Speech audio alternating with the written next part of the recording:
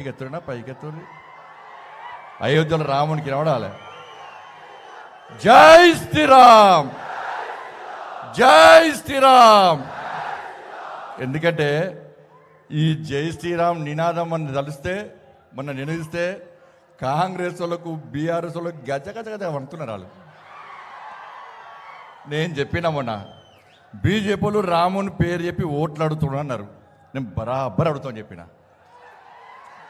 రాముని గురించి, రాముని చరిత్ర గురించి చెప్పేటువంటి దమ్ము మాకుంది.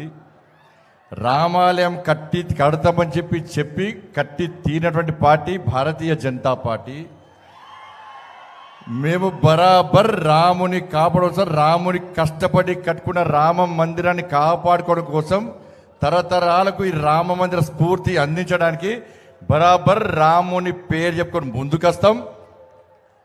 మీకు దమ్ముంటే, మీకేమైనా ఇబ్బంది అనుకుంటే మీరు బాబర్ పేరు చెప్పి రండి, మేము రాముని పేరు చెప్పుకొని వస్తాం. రే రాముడు అందరికీ దేవుడనా? రాముడు మనకు దేవుడే, అందరికీ దేవుడే.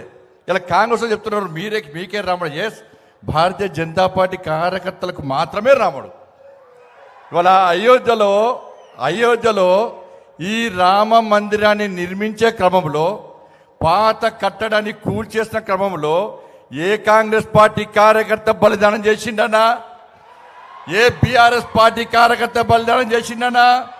ఏ కమ్యూనిస్టు పార్టీ కార్యకర్త బలిదానం చేసినా? అరే భారతీయ జనతా పార్టీ కార్యకర్తల రోజు రామ మందిర నిర్మాణం కోసం చస్తామని తెలిసి కూడా, చంపుతారని తెలిసి కూడా మా కుటుంబ సభ్యులను, మా ఊరు వాడ పెద్దలందరి ఆశీర్వాదం తీసుకొని, అమ్మా, అన్నా, అక్క, తమ్ముడా, నేను అయోధ్యలో రామ మందిరం నిర్మించే తిరిగి వస్తాం. చచ్చిపోవడానికైనా సిద్ధం, చావడానికైనా సిద్ధం. రామ మందిరాన్ని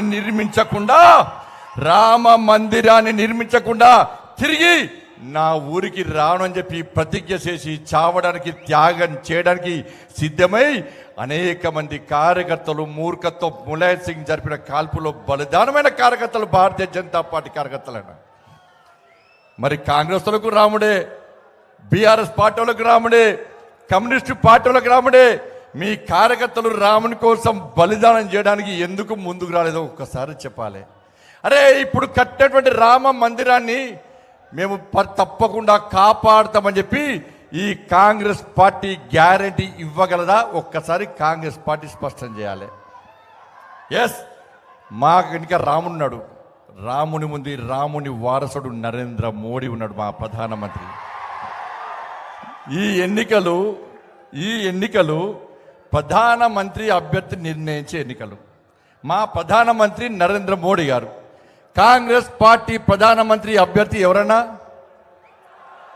అభ్యర్థి లేడు. మీరు అభ్యర్థి రాహుల్ గాంధీ ఫోటోనే పెట్టుకుంటలేరు వాళ్ళు.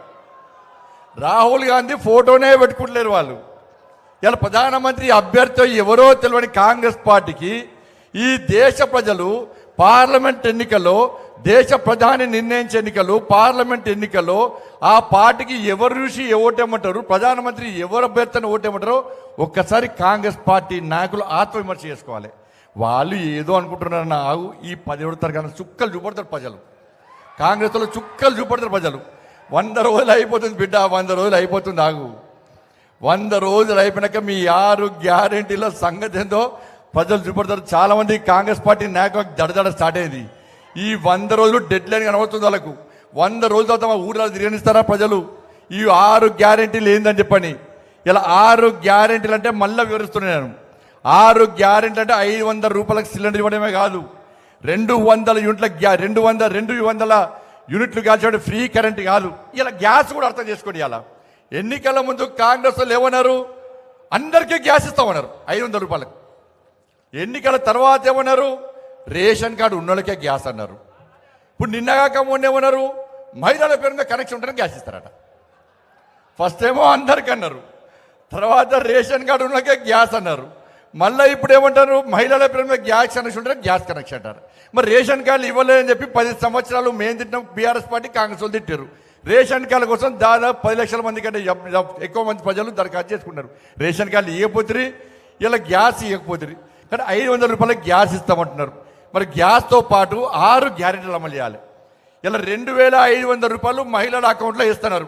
పక్క 6 గ్యారెంటీలో పక్క 2,500 రూపాయలు వేయాలి. వేసిండ్రా ఎక్కడన్నా? ఇవాళకి 80 రోజులు అయిపోయింది. ఇంకా 20 రోజులే, ఇంకా 10 రోజుల లోపల ఎన్నికల కోడ్ వస్తుంది. కాబట్టి కాంగ్రెస్ పార్టీ వాళ్ళు ఇవాళ మీటింగ్ పెట్టుకున్నారు. ఆ రోజు ఒక గ్యారెంటీ అట ఇందిరమ్మ ఇల్లు ఇస్తారట. ఇవాళ ఇందిరమ్మ ఇండ్ల కోసం దరఖాస్తు చేసుకున్నది 20 లక్షల మంది అని వాళ్ళే చెప్పారు. 6 లక్షల మందికి ఇస్తాను వాళ్ళే చెప్పారు. ఒక్కొక్కరికి 5 లక్షల రూపాయల చొప్పున ఇస్తామని వాళ్ళే చెప్పారు.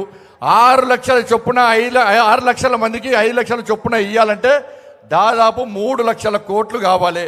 కానీ కాంగ్రెస్ పార్టీ ప్రభుత్వం ఇండ్ల కోసం విడుదల చేసిన డబ్బు ఎంత అంటే 3,000 కోట్ల రూపాయలు. 3,000 కోట్ల రూపాయలు. ఒక్కొక్క నియోజకవర్గానికి 3,500